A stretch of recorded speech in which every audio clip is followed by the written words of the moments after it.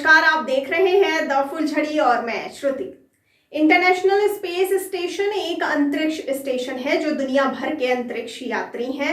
यह 5 अलग अलग अंतरिक्ष एजेंसियों द्वारा आयोजित एक कार्यक्रम है। नासा यूएसए, रोसकोसमोस रूस में है, जेक्से जापान में है और ईएसए यूरोप में और सीएसए कनाडा में।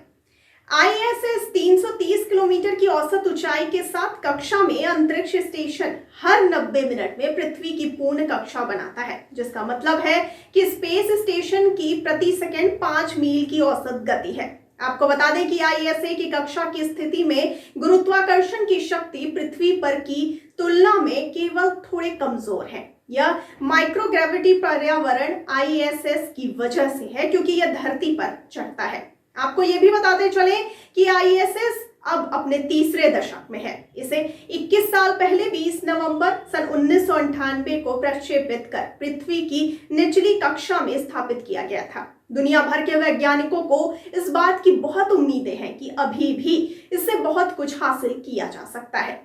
सन 1998 से अब तक 244 अंतरिक्ष यात्रियों ने इस फ्लोटिंग लैब में कदम रखा है, लेकिन जनवरी 2031 में इस लैब को स्पेसक्राफ्ट सिमेट्री में भेजकर ऑर्बिट से बाहर ले जाने की योजना बनाई जा रही है।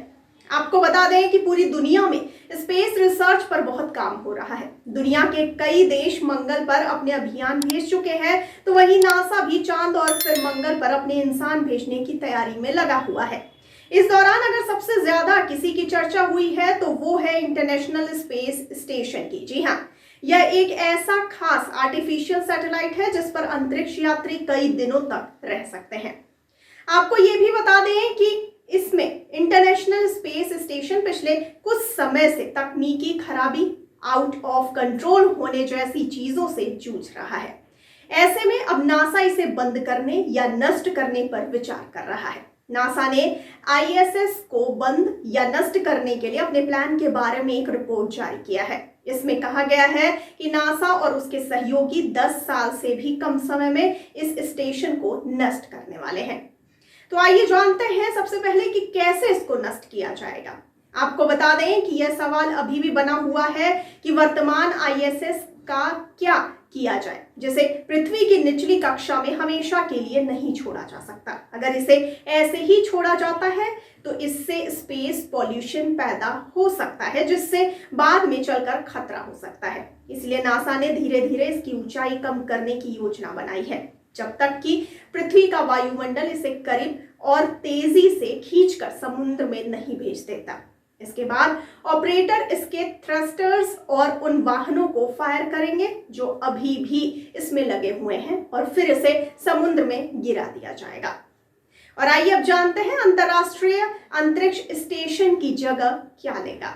आपको बता दें कि हालांकि आईएसएस की समाप्ति के बाद नासा पूरी तरह से अंतरिक्ष स्टेशन के कारोबार से बाहर नहीं होगा। नासा ने संकेत दिया है कि अगले दशक में संक्रमण रणनीति के हिस्से के रूप में स्टेशन पर कई व्यावसायिक रूप से चलने वाले मॉड्यूल जोड़े जाएंगे। लक्ष्य उनके लिए अंततः अलग हो जाना और उनका अपना वाणिज्यिक स्टेशन बनना है, जो सन 2030 से पहले लॉन्च होने वाली कम से कम 3 अन्य निजी तौर पर संचालित कक्षीय सुविधाओं में शामिल हो जाएगा। नासा ने कहा है कि यह अपनी सुविधाओं के संचालन के बजाय वाणिज्यिक ऑपरेटरों का ग्राहक होगा, ठीक उसी तरह जैसे अंतरिक्ष यात्रियों को अंतरिक्ष में ले जाने के लिए स्पेसएक्स से सीटें मिलती हैं। आपको जानकारी के लिए बताते चले कि सन 1979 में नासा के स्काई लैब स्टेशन को समय पर ईंधन नहीं दिया गया था और यह दुर्घटनाग्रस्त हो गया। यह नियंत्रण से बाहर हो गया और ऑस्ट्रेलिया के इर्द गिर्द स्टेशन का हिस्सा बिखर गया। किसी को नुकसान नहीं पहुंचा, लेकिन इसने आगे सुधारों की राह दिखाई। डिजाइन नष्ट होने के लिए तैयार उपग्रहों की इंजीनियरिंग और अन्य परिक्रमा करने वाले अंतरिक्ष बुनियादी ढांचे के लिए एक महत्वपूर्ण सिद्धांत है। आपको बता दें कि कक्षा में स्वतंत्र रूप से गिरने वाली वस्तुओं को छोटे टुकड़ों में बिखरना चाहिए, ताकि यह सुनिश्चित हो सके कि वे जमीन पर लोगों के लिए खतरा पैदा नहीं करें। इसके साथ साथ आपको ये भी बताते चले कि आईएसएस का आकार बहुत बड़ा है। यही कारण है कि हमें कक्षा से बाहर करने के लिए विशेष संचालन की आवश्यकता है। विशेषज्ञों का अनुमान है कि यदि यह किसी महानगरीय क्षेत्र में या अनियंत्रित रूप से दुर्घटनाग्रस्त हो जाता है तो सबसे बदतर स्थिति 9/11 जैसी घटना जैसी हो सकती है। हालांकि यह बिल्कुल असंभव है।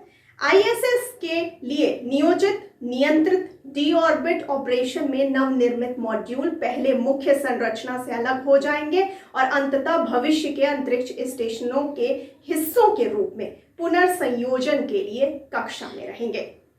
तो आपको इस पूरी जानकारी को लेकर के क्या कहना है? अपनी राय और प्रतिक्रिया हम तक जरूर पहुंचाइए कमेंट बॉक्स में कमेंट करके, और साथ ही साथ हमारे चैनल को लाइक, सब्सक्राइब और शेयर करना बिल्कुल न भूलिए। और मुझे दीजिए इजाजत, लेकिन आप बने रहिए द फुलझड़ी के साथ। धन्यवाद।